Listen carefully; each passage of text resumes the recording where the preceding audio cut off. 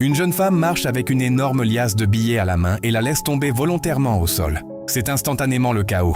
Deux mendiants affamés se jettent par terre et se bousculent pour voler l'argent. Mais au milieu de cette cohue, l'un des sans-abri nommé José Daniel veut rendre la liasse. Mais il comprend tout de suite que ce ne sont pas les intentions de son collègue mendiant qui propose déjà de partager l'argent. Par malice, il arrive à tromper son second et s'enfuit avec la liasse d'argent. Il part vite retrouver la femme pour lui remettre son argent.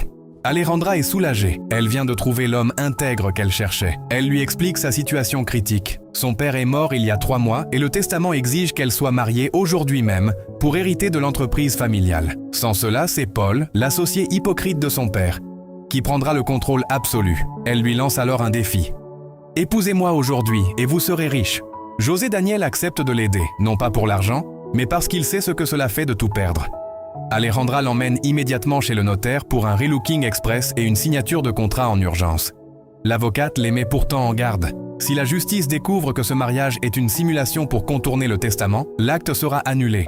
Alejandra perdra absolument tout et risquera même la prison. Mais le temps presse, ils signent. Devenus officiellement mari et femme, ils débarquent en pleine réunion de crise à l'entreprise. Paul savoure déjà sa victoire, persuadé qu'Alejandra a échoué. C'est alors qu'elle pose fièrement l'acte de mariage sur la table. Paul est sous le choc, fou de rage, mais légalement, Alejandra vient de lui bloquer le passage. Pour humilier le nouveau mari et prouver que c'est une imposture, Paul lui lance un piège.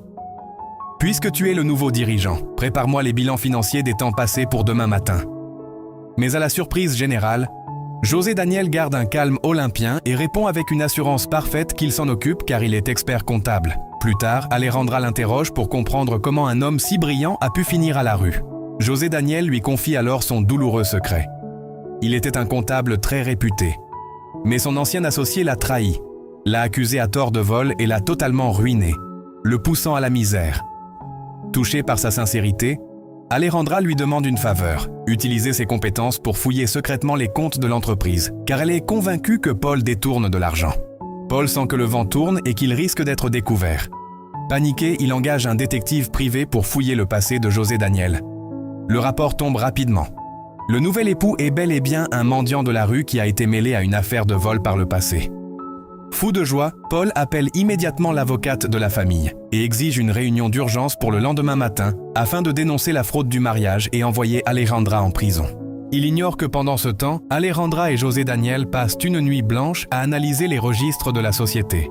Grâce au génie de José Daniel, ils découvrent des doubles facturations massives, des faux fournisseurs et des virements suspects vers une entreprise fantôme appartenant directement à Paul. Le traître a laissé des traces infaillibles de ses vols. Le matin de la confrontation, Paul exulte.